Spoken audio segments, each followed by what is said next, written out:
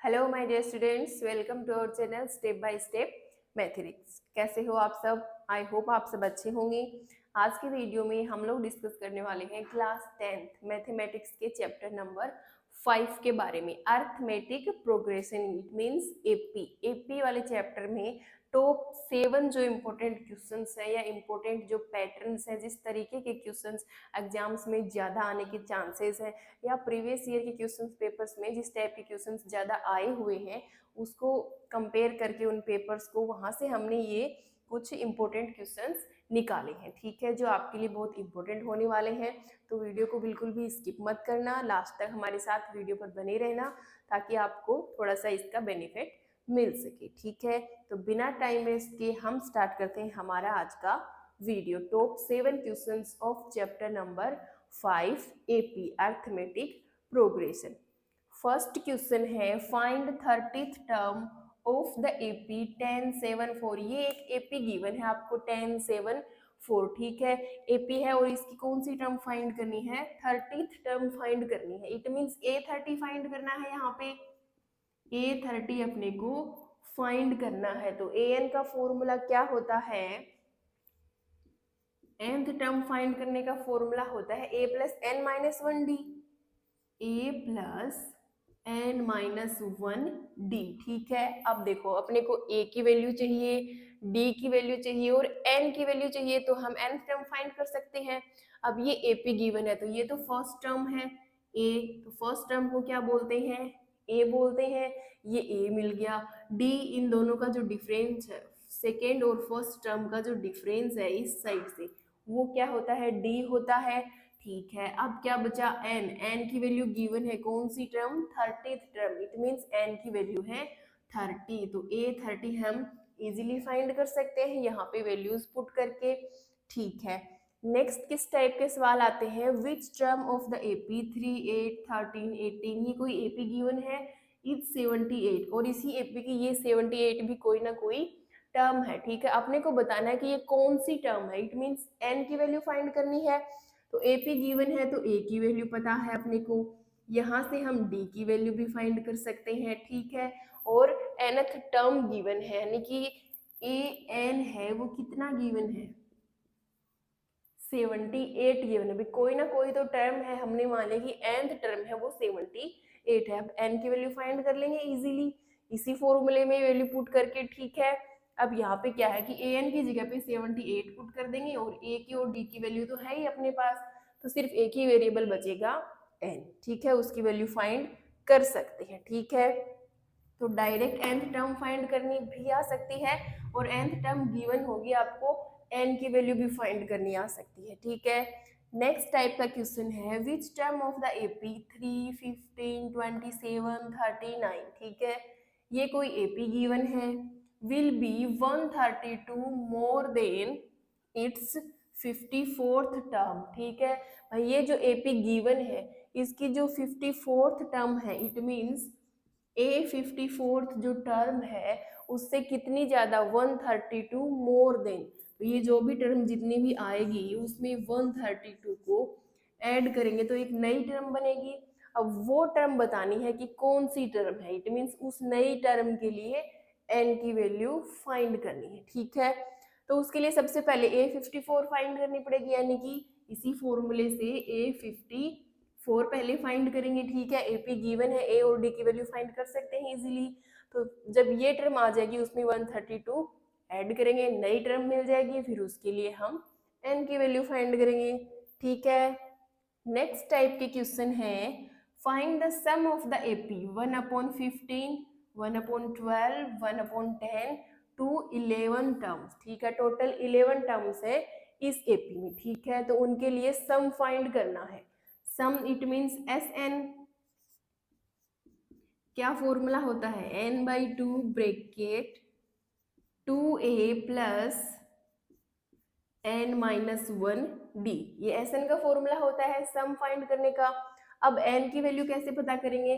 क्योंकि इसमें 11 टर्म्स हैं टोटल एपी में, तो n की वैल्यू हो जाएगी 11, a और d की वैल्यू यहाँ से हम फाइंड कर सकते हैं। ठीक है, इस फॉर्मूले में पुट करेंगे एसएन वाले में, यानी कि सम वाले में। एक कोई भी एपी है उसका सम फाइंड करने के लिए ये फॉर्मूला होता है। ठीक है, तो डायरेक्ट एसएन भी पूछ सकते हैं आपको कि भाई डायरेक्ट एपी का सम।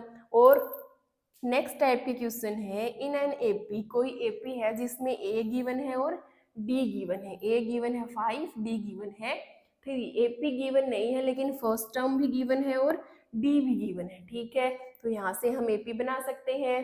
ठीक है, ए एन भी गिवन है 50, nth टर्म भी गिवन है।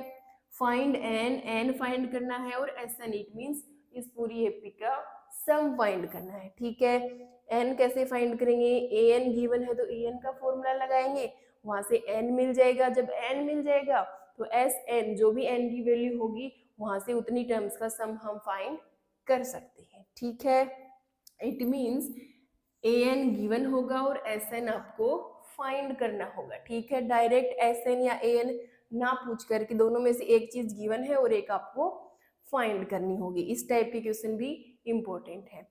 नेक्स्ट टाइप के क्वेश्चन है if s n of n AP is 4n minus n square. ठीक है, इस बार एस एन गिवन है। क्या गिवन है, इससे पहले वाले क्वेश्चन में ए एन गिवन था, एस एन फाइंड करना था, इस बार एस एन गिवन है। ठीक है, what is the first term, s1। First term it means s1, bracket में गिवन है s1, it means first term का एक ही टर्म का सम। तो फर्स्ट टर्म का सम करो तो वही टर्म आएगी, तो इसको a1 भी बोल सकते हो, s1 भी बोल सकते हो। ठीक है, and similarly find third and 10th term and nth term.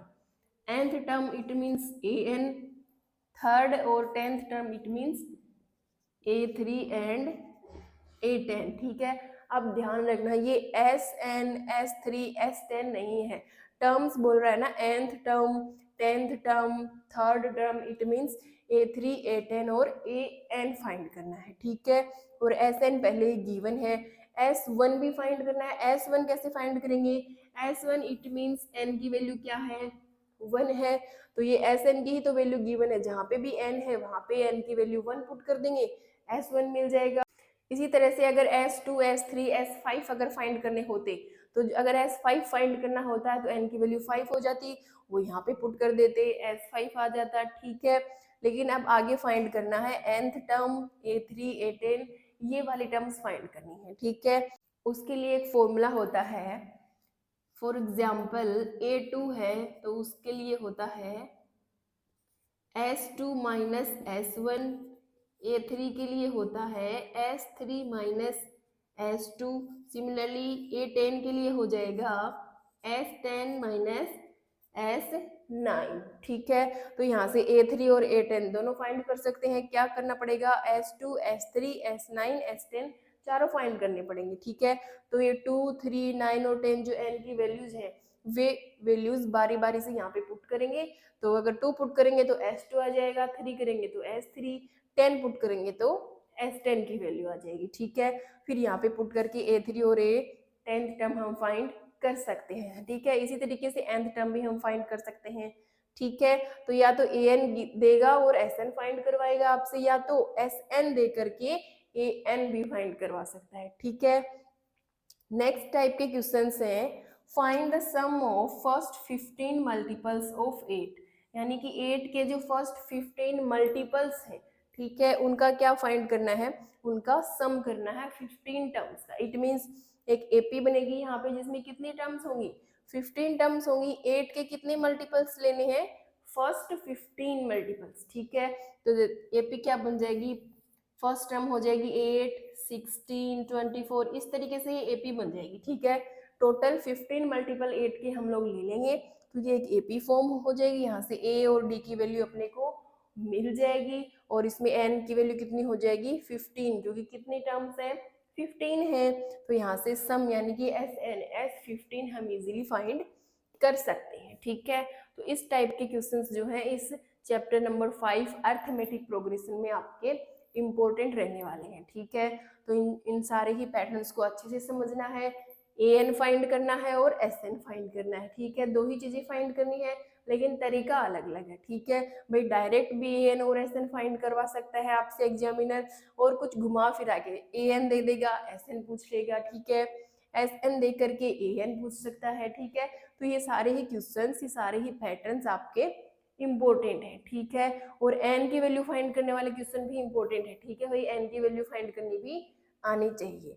अब इन सारे क्वेश्चन के अगर डिटेलिंग सॉल्यूशन चाहिए आपको, ये मेथड्स फिर से रिवीजन करने हैं आपको इनके, तो हम नीचे डिस्क्रिप्शन बॉक्स में इसके लिंक प्रोवाइड करवा देंगे, वहां से आप विजिट कर सकते हो इस चैप्टर के इंट्रोडक्शन को भी और इसकी सारी एक्सरसाइज को, ये सारे क्वेश्चंस के सॉल्यूशन को, ठीक है। तो अगर आपको वीडियो अच्छी लगी हो तो ज़्यादा से ज़्यादा लाइक करें, कमेंट करें और अपने दोस्तों के साथ वीडियो को ज़्यादा से ज़्यादा शेयर करें ताकि वो भी इसका बेनिफिट ले सकते हैं।